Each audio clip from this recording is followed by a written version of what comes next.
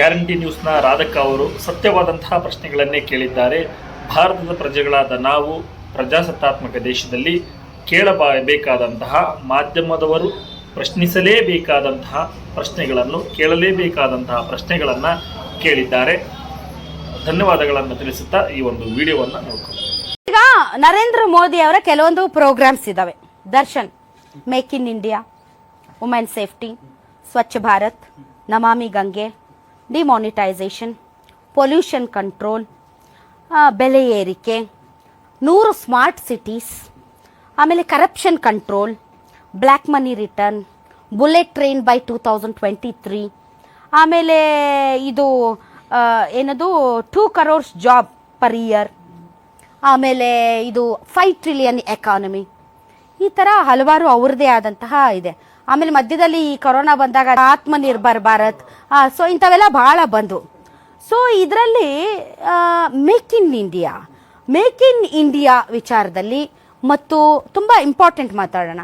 Pollution control ಆಗಿರ್ಬೋದು, ಬೆಲೆ ಏರಿಕೆ ಆಗಿರಬಹುದು, ಅಥವಾ ಈ 5 trillion ಎಕಾನಮಿ ಆಗಿರ್ಬೋದು, ಬುಲೆಟ್ ಟ್ರೈನ್ ಆಗಿರ್ಬೋದು, ಮತ್ತು ಇದು ಯಾವುದದು ಸ್ವಚ್ಛ ಭಾರತ್ ಆಗಿರ್ಬೋದು, ಇನ್ನೊಂದು ಯಾವುದದು ಸ್ಮಾರ್ಟ್ ಸಿಟೀಸ್. ಇದರಲ್ಲೆಲ್ಲ ನಿಮ್ದು ಪ್ರೋಗ್ರೆಸಿವ್ ರೇಟ್ ಎಷ್ಟಿದೆ ಅಂತ. ಬಂಧುಗಳೇ ನಮಸ್ಕಾರ, ನಾನು ವೀರನಗೌಡ. ಬಂಧುಗಳೇ, ಇವತ್ತು ಗ್ಯಾರಂಟಿ ನ್ಯೂಸ್ನ ರಾಧಕ್ಕ ಅವರು ಒಂದಿಷ್ಟು ಮಾಧ್ಯಮದಲ್ಲಿ ಒಂದಿಷ್ಟು ರಾಜಕಾರಣಿಗಳಿಗೆ ಪ್ರಶ್ನೆಯನ್ನ ಕೇಳಿರ್ತಕ್ಕಂಥದ್ದು, ನಿಷ್ಪಕ್ಷಪಾತವಾಗಿ ವರದಿಯನ್ನ ಮಾಡಿರ್ತಕ್ಕಂಥದ್ದು. ಮಾಧ್ಯಮಗಳು ಯಾವುದೇ ರಾಜಕೀಯ ಪಕ್ಷಗಳಿಗೆ ಏಜೆಂಟ್ ಆಗಿ ಕೆಲಸ ಮಾಡಬಾರದು ಅನ್ನುವಂತಹ ರೀತಿಯಲ್ಲಿ ಇವತ್ತು ಒಂದಿಷ್ಟು ಮಾಹಿತಿಯನ್ನ ಅವರಿಗೆ ಒಂದಿಷ್ಟು ಪ್ರಶ್ನೆಯನ್ನ ಕೇಳಿರುವಂತಹದ್ದು. ನಿಜವಾಗ್ಲೂ ಕೂಡ ಹ್ಯಾಟ್ಸ್ ಆಫ್ ರಾಧಕ್ಕ ಅವರೇ. ಯಾಕಂತಂದ್ರೆ ನಮಗೆ ಒಂದು ಭರವಸೆ ಮೂಡ್ತಾ ಇದೆ, ಈ ತರನಾದಂತಹ ಪ್ರಶ್ನೆಗಳು ಕೇಳೋದ್ರಿಂದ ಅದು ಯಾವುದೇ ರಾಜಕೀಯ ಪಕ್ಷ ಆಗಿರಲಿ. ಈಗ ನಾನು ಮಾತನಾಡ್ತಾ ಇರ್ತಕ್ಕಂಥದ್ದು ನೋಡಿ, ಈಗ ನೀವು ಬಿಜೆಪಿ ಪಕ್ಷದ ಬಗ್ಗೆ ಮಾತನಾಡಿದ್ದೀರಿ ಅಂತ ಹೇಳಿ, ನಾನು ಕಾಂಗ್ರೆಸ್ ಪಕ್ಷದವರಂತೂ ಅಲ್ಲ. ನೀವು ಯಾವ ಪಕ್ಷದವನು ಅಂತ ಹೇಳಿ ನೀವು ಕಮೆಂಟ್ ಮಾಡಿದ್ರು ಕೂಡ ನನಗೆ ತೊಂದರೆ ಇಲ್ಲ. ಯಾಕಂದ್ರೆ ನಾವು ನೇರವಾಗಿ ಮಾತಾಡಬೇಕಾಗುತ್ತೆ.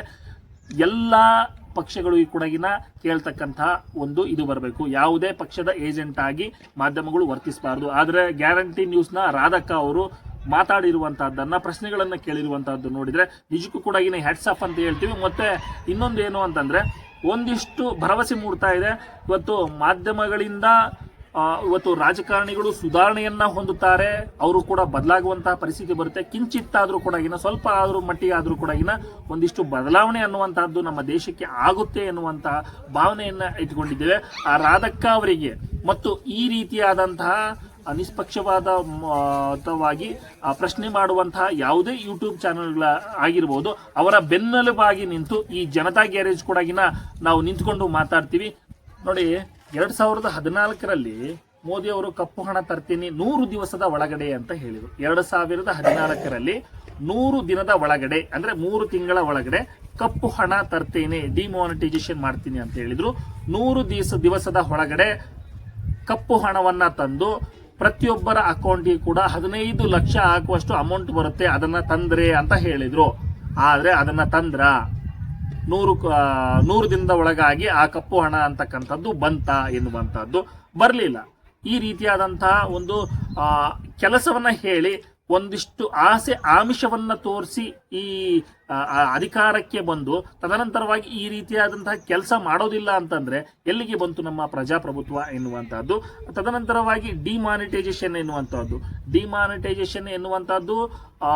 ಮಾಡ್ತೀವಿ ಅಂತ ಹೇಳಿದ್ರು. ಮುಂಚೆ 500 ರೂಪಾಯಿ ಓಟಿಗಿತ್ತು, 200-500 ರೂಪಾಯಿ ಓಟಿಗಿತ್ತು. ಈಗ 2000-3000 ಇದೆ. ಬೆಂಗಳೂರಲ್ಲಿ ಹೋದ್ರೆ 5000-10,000ಕ್ಕೆ ಬಂದು ನಿಂತ್ಕೊಂಡಿದೆ.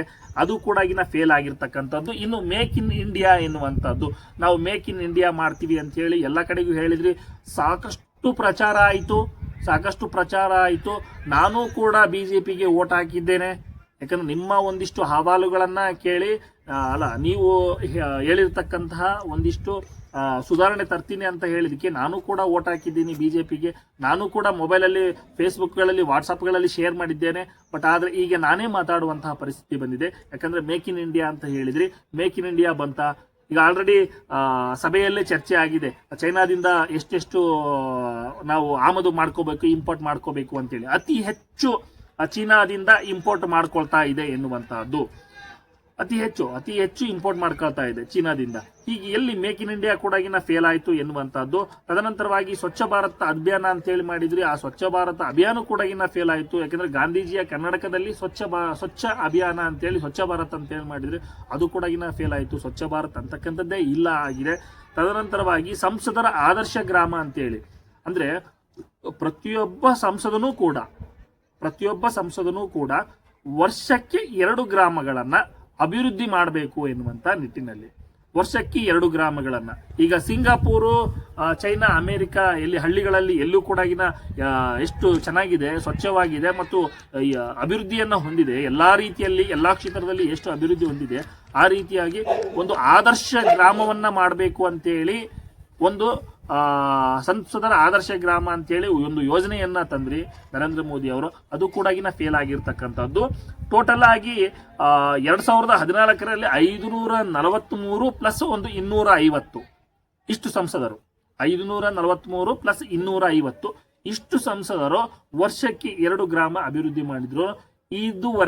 ಇದುವರೆಗೆ ನಮ್ಮ ರಾಜ್ಯದಲ್ಲಿ ಆಲ್ಮೋಸ್ಟ್ ಆಲ್ ಒಂದು 60%, ಒಂದು 60 ಭಾಗ ಹಳ್ಳಿಗಳು ಏನಿದ್ದಾವೆ ಆದರ್ಶ ಗ್ರಾಮ ಆಗ್ತಾ ಇದ್ವು.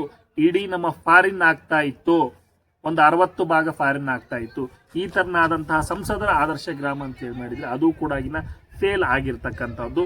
ಇನ್ನು ಡಿಜಿಟಲ್ ಇಂಡಿಯಾ ಅಂತ ಹೇಳಿ ಮಾಡಿದ್ರೆ ಅದು ಕೂಡ ಫೇಲ್ ಆಗಿರುವಂತಹದ್ದು. 2014ರಿಂದ 2025ವರೆಗೂ ಕೂಡ ಇವರದೇ ಸರ್ಕಾರ ಕೇಂದ್ರದಲ್ಲಿ ಇರ್ತಕ್ಕಂಥದ್ದು. ಪ್ರತಿ ವರ್ಷ 21ರಿಂದ 22% ಬಡ್ಡಿಯನ್ನ ಕಟ್ತಾ ಇರತಕ್ಕಂಥದ್ದು. ಈ ವರ್ಷ 25% ಹೋಗ್ಲಿಕ್ಕೆ ಬಂದಿದೆ ಅಂತ ಹೇಳಿ ಹೇಳ್ತಾರೆ. 21ರಿಂದ 25% ಹೋಗುತ್ತೆ ಅಂತ ಹೇಳಿದ್ರೆ ಸುಮಾರು 200 ಲಕ್ಷ ಕೋಟಿಯನ್ನ ಸಾಲ ಮಾಡಿರ್ತಕ್ಕಂಥದ್ದು. 200 ಲಕ್ಷ ಕೋಟಿ. ಹಣಕಾಸು ಸಚಿವೆ ಅವರ ಪತಿನೇ ಹೇಳ್ತಾರೆ, ಹಣಕಾಸು ಯಾರು ಪರಕಾಲ ಪ್ರಭಾಕರ್ ಅಂತೇಳಿ, ಇವರಿಗೆ ಹಣಕಾಸಿನ ಒಂದು ನಿರ್ವಹಣೆ ಮಾಡ್ಲಿಕ್ಕೆ ಬರೋದಿಲ್ಲ ಅಂತೇಳಿ. ಯಾಕಂದ್ರೆ 21-22% ಬಡ್ಡಿ ಕಟ್ತಕ್ಕಂಥವ್ರು ಈಗ 25% ಬಡ್ಡಿಯನ್ನ ಕಟ್ತಾ ಇದ್ದಾರೆ. ಅರ್ಥ ಮಾಡ್ಕೊಳ್ಬೇಕು ಜನ, 25% ಬಡ್ಡಿಯನ್ನ ಕಟ್ತಾ ಇದ್ದಾರೆ. ಸುಮಾರು 200 ಲಕ್ಷ ಕೋಟಿ ನಮ್ಮ ವಿದೇಶಿ ಸಾಲವನ್ನ ಕೇಂದ್ರ ಸರ್ಕಾರ ಮಾಡಿರ್ತಕ್ಕಂಥದ್ದು. ರಾಜ್ಯ ಸರ್ಕಾರನು ಕೂಡ ಮಾಡ್ತಾ ಇದೆ. ಇವರು ಏನು ಕೂಡ ಪುಚ್ಚುವಂತರು ಅಂತ ಹೇಳ್ತಾ ಇಲ್ಲ. ರಾಜ್ಯ ಸರ್ಕಾರ ಕೂಡ ಸಾಲ ಮಾಡ್ತಾ ಇದೆ, ಈ ಬೇರೆ ಎಲ್ಲ ಮಾಡ್ತಾ ಇದೆ. ಅದ್ರ ಬಗ್ಗೆ ನಾನು ಆಮೇಲೆ ಮಾತಾಡ್ತೀನಿ. ತದನಂತರವಾಗಿ ಟ್ರಂಪ್ ಏನು ಈಗ ಬೇರೆ ದೇಶಗಳಿಗೆ ಅವರು ಏನು ಅಶ್ವಮೇಧ ಯಾಗ ರೀತಿಯಾಗಿ ಬೇರೆ ಎಲ್ಲ ಕಬಳಿಕೆ ಏನ್ ಮಾಡ್ತಾ ಇದ್ದಾರೆ, ಆ ರೀತಿಯಾಗಿ ಟ್ರಂಪ್ ಈ ಭಾರತವನ್ನ ಕಬಳಿಕೆ ಮಾಡ್ಲಿಕ್ಕೆ ಆಗೋದಿಲ್ಲ. ಇವರೇ ಈಗ 200 ಲಕ್ಷ ಕೋಟಿ ಸಾಲ ಇದೆ, ಇನ್ನೂ ಹೆಚ್ಚು ಸಾಲ ಮಾಡಿ ಟ್ರಂಪ್ ಕೈಯಲ್ಲಿ ನಮ್ಮ ಭಾರತವನ್ನ ಕೊಡುವಂತಹ ಪರಿಸ್ಥಿತಿ ಎದುರಾಗ್ತಾ ಇದೆ. ಟ್ರಂಪ್ ಕೈಯಲ್ಲಿ ಭಾರತವನ್ನ ಕೊಡುವಂತಹ ಪರಿಸ್ಥಿತಿ ಎದುರಾಗ್ತಾ ಇದೆ. 2 ಲಕ್ಷ ಕೋಟಿ ಏನೋ ಅವರಿಗೆ ಫಂಡ್ ಬಂತು, ಅದು ಎಲ್ಲಿ ಹೋಯ್ತು ಅಂತಂದ್ರೆ ಅದು ಕೂಡ ಗೊತ್ತಿಲ್ಲ. ಈ ರೀತಿಯಾದಂತಹ ಅನೇಕ ಕಾರಣಗಳು ಇದಾವೆ. ಹಾಗಾಗಿ ಜನತೆ ಎಚ್ಚೆತ್ತುಕೊಳ್ಬೇಕು, ಪ್ರಶ್ನೆಯನ್ನ ಮಾಡಬೇಕು. ಇದನ್ನ ಗ್ಯಾರಂಟಿ ನ್ಯೂಸ್ ರಾಧಕ್ ಅವರು ಪ್ರಶ್ನೆಯನ್ನ ಮಾಡಿರ್ತಕ್ಕಂಥದ್ದು. ಹಾಗಾಗಿ ಅವರಿಗೆ ಹ್ಯಾಟ್ಸ್ ಆಫ್ ಅನ್ನು ಹೇಳ್ತಾರೆ. ಇದೇ ರೀತಿಯಾಗಿ ಪ್ರಶ್ನೆಯನ್ನ ಮಾಡ್ತಾ ಹೋಗ್ಬೇಕು. ಇನ್ನು ರಾಜ್ಯ ಸರ್ಕಾರಕ್ಕೆ ಬಂದ್ರೆ ಗೃಹ ಮಂತ್ರಿ ಅವರು ಸಿದ್ದರಾಮಯ್ಯ ಅವರು ಆರ್ಥಿಕ ತಜ್ಞರು ಅಂತ ಹೇಳ್ತಾರೆ. ಯಾವ ಆರ್ಥಿಕ ತಜ್ಞರು ಏನೋ ನನಗೂ ಗೊತ್ತಾಗ್ತಾ ಇಲ್ಲ. ಇವರು ಕೂಡ ಸಾಲವನ್ನ ಮಾಡ್ತಾ ಇದ್ದಾರೆ. ತದನಂತರವಾಗಿ ಈ ಆಸ್ಪತ್ರೆಗಳನ್ನ ಮತ್ತು ಶಿಕ್ಷಣವನ್ನ ಫ್ರೀ ಆಗಿ ಕೊಡೋದು ಬಿಟ್ಟು ಬೇರೆ ಉಚಿತ ಭಾಗ್ಯಗಳನ್ನ ಕೊಟ್ಟು ಇನ್ನು ಆರ್ಥಿಕ ಮಟ್ಟವನ್ನ ಕ್ಷೀಣಿಸ್ತಕ್ಕಂತಹ ಕೆಲಸವನ್ನು ಕೂಡ ಈ ರಾಜ್ಯ ಸರ್ಕಾರದಲ್ಲಿ ಕೂಡ ಮಾಡಿರ್ತಕ್ಕಂಥದ್ದು. ಹಾಗಾಗಿ ನಾವು ಸುಳ್ಳು ವರದಿಯನ್ನ ಮಾಡ್ತಾ ಇಲ್ಲ, ಪೊಳ್ಳು ವರದಿಯನ್ನ ಮಾಡ್ತಾ ಇಲ್ಲ, ನೇರ ನುಡಿಯಿಂದ ನಾವು ಮಾತನಾಡ್ತಾ ಇದ್ದೇವೆ. ಇವೆಲ್ಲವೂ ಕೂಡ ತಮಗೆ ಗೊತ್ತಿರ್ತಕ್ಕಂತಹ ವಿಚಾರನೆ. ಈ ಹಿಂದೆನೂ ನೋಡಿದ್ರಿ, ಈಗಲೂ ಕೂಡ ನೋಡ್ತಾ ಇದ್ದೀರಿ. ಇನ್ನ ಬಂಧುಗಳೇ, ತಮ್ಗೆ ಏನ್ ಅನಿಸ್ತು ಕಮೆಂಟ್ ಮಾಡಿ. ಧನ್ಯವಾದಗಳು.